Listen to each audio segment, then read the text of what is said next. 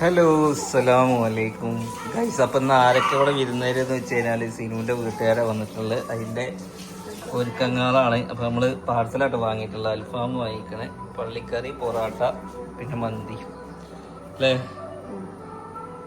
ഞാൻ എല്ലാവരും എത്തിയിട്ടുണ്ട്, ഒക്കെ മുമ്പിൽ നിൽക്കുന്നുണ്ട്. അപ്പോൾ ഓല് വന്നത് ഉച്ചക്ക് വരുന്നതാണ്, പക്ഷെ ഈവനിങ് ആയിപ്പോയി.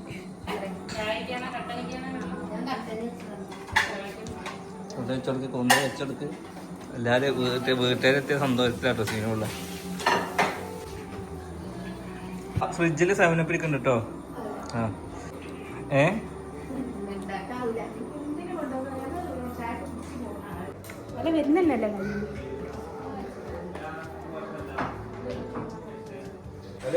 പെരക്കാര് നോക്കി നിൽക്കണേ. പോയോ? അതാ ഓല് പോകുന്ന 2 കാറിലായിട്ടാണ് വന്നിട്ടുള്ളത് കേട്ടോ. ഫുഡൊക്കെ കഴിച്ച് എത്ര 7 മണിയായി. പോണതിൽ മരി നിസ്കാരമൊക്കെ കഴിട്ടാറില്ല. 2 വണ്ടി, ഒരു വണ്ടി ഇതാക്കണേ, ഒരു വണ്ടി അതാക്കണേ. കയറിക്കോളി.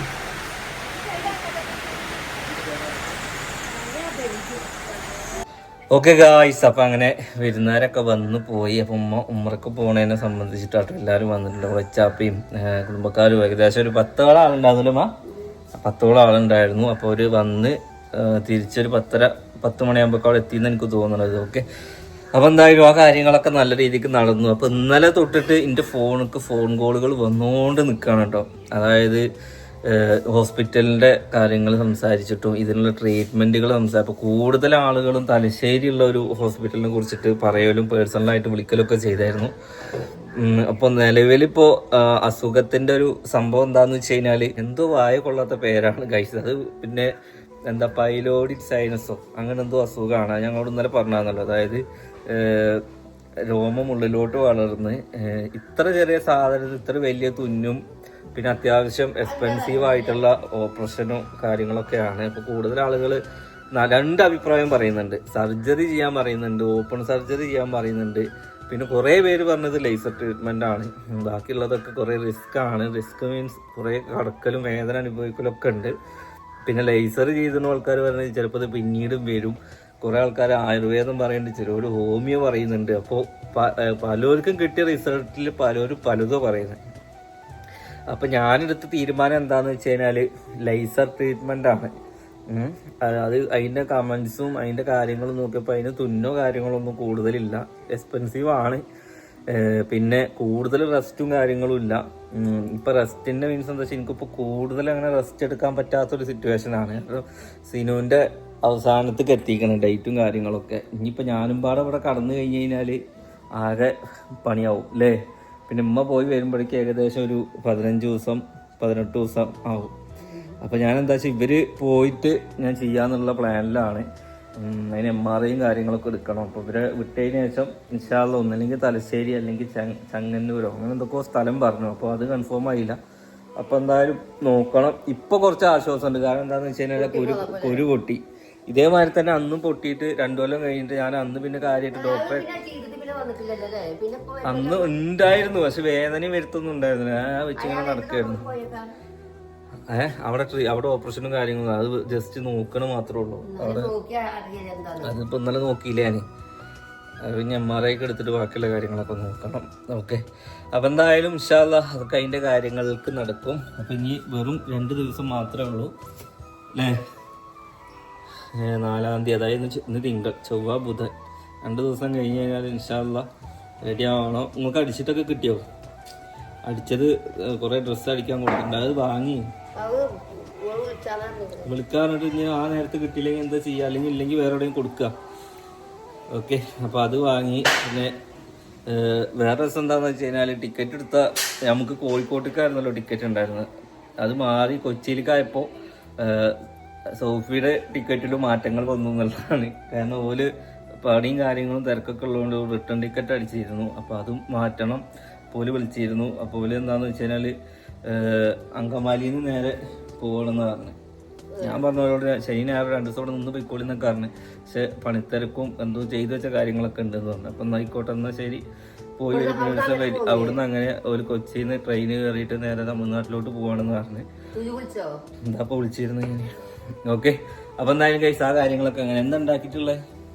ചോറുണ്ട്, കൂട്ടാണ്ട്, പിന്നെ അവിയലുണ്ട്. അവിയലോ? ഓണത്തിന്റെ ഇന്നലത്തെ അൽഫാമോ? അലേഹന ചോറ് നിൽക്കാനുള്ള അങ്കാണ് ഗൈസ്. പൈപ്പിൽ വെള്ളം ചെറുതായിട്ട് തുറന്നിടുക, എന്നിട്ട് ഓരോ വായ കൊടുക്കുക. അല്ലെങ്കിൽ മറ്റേ ഉരുട്ടണ വണ്ടിയിൽ 4 റൗണ്ട് ഉരുട്ടിയിട്ട് പകലിങ്ങനെ വെള്ളം കളയുക. കിണറ്റിലെ കുറച്ച് വെള്ളം പോയാലും പാടില്ല, തിന്നാ മതി എന്ന് പറഞ്ഞ് ഇതൊക്കെ കാട്ടണ്. എന്താ ചെയ്യ? ഇതേമാതിരി എന്താക്കി അറിയോ? ബാത്റൂമിൽ കുളിക്കാൻ കൊണ്ടുപോയപ്പോ ഹീറ്റർ ഞാൻ ഓണാക്കിക്കണേ, അതിൽ ഒറ്റ വട്ട കൈയിട്ടുള്ളൂ, പിന്നെ കൈയിട്ടിട്ടില്ല ചുടുവെള്ളത്തിൽ. അപ്പൊ ഇനി നമ്മള് പോക്ക് എങ്ങനെയാണെന്ന് തീരുമാനിച്ചെന്ന് പറയുമ്പോ 2 വണ്ടിയിലായിട്ടാ പോകുന്നത്. ഒരു വണ്ടിയിൽ, അല്ലെങ്കിൽ ഞാൻ ഇന്നോവ എടുക്കണം എന്ന് വിചാരിച്ചു, വലിയ 7 സീറ്റർ. അപ്പൊ പിന്നെ ഇവർക്കൊക്കെ നമ്മളെ വണ്ടിയാണ് കംഫേർട്ട് യാത്ര ചെയ്യാൻ. ഒറ്റയ്ക്ക് ഇരുന്ന് ഇവര് വാള് വെക്കും, അത് ഇരുന്ന് ശീലമില്ലാത്തതുകൊണ്ടേ. ഓക്കെ, അപ്പൊ എന്തായാലും ഇൻഷാ അല്ലാഹ് നമ്മുടെ വണ്ടിയിൽ ഇങ്ങനെ ഞാനും ഉമ്മയും സോഫിയും മാപ്പിളയും സീനും ഒക്കെ ആയിട്ടും ഓലങ്ങനെയും ഉണ്ടാവും. പിന്നെ അവിടുന്ന് ഓല് ട്രെയിനിൽ പോകും. പിന്നെ ഞാൻ തിരിച്ചും കണ്ട് ഞാനും സിനു മാത്രമേ ഉണ്ടാവുള്ളൂ. ഉമ്മ എന്താവും, ഉമ്മയും ഹിജാസിൻ്റെ ഉമ്മയും നേരെ ഉമ്മറക്ക് പോകും. ഇതാണ് ഇപ്പോഴത്തെ പ്ലാനിങ് കേട്ടോ. എനിക്ക് ഇറച്ചി എന്തോ പറ്റണല്ലോ, ഇറച്ചി തിന്ന മേലൊക്കെ ഒരു ചൊറിച്ചില്. അതെന്താ? ചിക്കൻ തിന്നാല്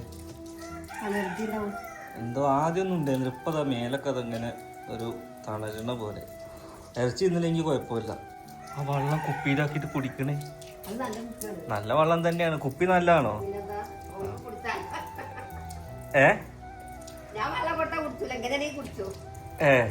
ഉമ്മ പറഞ്ഞതാ വെള്ളം കുറച്ച് പോയാലും നല്ല വെള്ളം അറിഞ്ഞാൽ മതി എന്ന് പറഞ്ഞേ. എന്തായാലും ആരൊക്കെ ഇവരൊക്കെ വിളിക്കണം, എല്ലാരും വരുന്നുണ്ടോ? ഇല്ലേ? ഓക്കെ, അപ്പൊ എന്തായാലും ചെറിയ തോതില് ഉമ്മാന്റെ കുടുംബക്കാരെയൊക്കെ വിളിച്ചിട്ട് ഒന്ന് കൂടിയിട്ട് ഇൻഷാ അല്ലാഹ് ആ കാര്യങ്ങളൊക്കെ നോക്കും. ഞാൻ എനിക്ക് വീഡിയോ എനിക്ക് കുറേ എടുക്കണം എന്നൊക്കെ ഉണ്ട്. ഇന്നലെയൊക്കെ അവർ വന്നതൊക്കെ എനിക്ക് കുറച്ച് എടുക്കാമായിരുന്നു. പക്ഷെ എനിക്കെന്താ വെച്ചാൽ ബാക്ക് പെയിൻ ഉള്ളതുകൊണ്ട് ഞാനിപ്പോൾ കാര്യമായിട്ട് വീഡിയോ എടുക്കലില്ല. പിന്നെ എന്തെങ്കിലും ഇടേണ്ട വെച്ചിട്ട് ഞാൻ ഇട്ടെന്ന് മാത്രമേ ഉള്ളൂ. അത് ആ ട്രീറ്റ്മെൻറ്റിൻ്റെ എന്തോ ഭാഗമായിട്ടുണ്ട്. അപ്പോൾ അതൊക്കെ ഡോക്ടർ ഒന്നും പാടെ MRI സ്കാനിങ് എടുക്കട്ടെ, എത്രത്തോളം വ്യാപിച്ചിക്കണു എന്നൊക്കെ അറിയണമെങ്കിൽ MRI സ്കാനിങ് എടുത്തിട്ട് ഇൻഫെക്ഷൻ കയറുന്നത് പറഞ്ഞേ. അപ്പോൾ പിന്നെ അതിനുള്ളത് കാര്യങ്ങളൊക്കെ നോക്കണം. ഓക്കെ, അപ്പോൾ എന്തായാലും ഗായ്സ് കൂടുതൽ ഡീറ്റെയിൽസ് നല്ല വീഡിയോസൊക്കെ ആയിട്ട് വരാം. ഈ അസുഖങ്ങളൊക്കെ ഒന്നിട്ട് മാറട്ടെ. ഓക്കെ, ഓ അത് മൂലക്കുരുവിനല്ല, അതല്ലല്ലോ, ഇത് ശരീരത്തിന്റെ ഉള്ളിലുള്ളതാണ്, പുറത്തേക്കല്ലല്ലോ. അത് ചെറിയൊരു ഓട്ട വീഴും,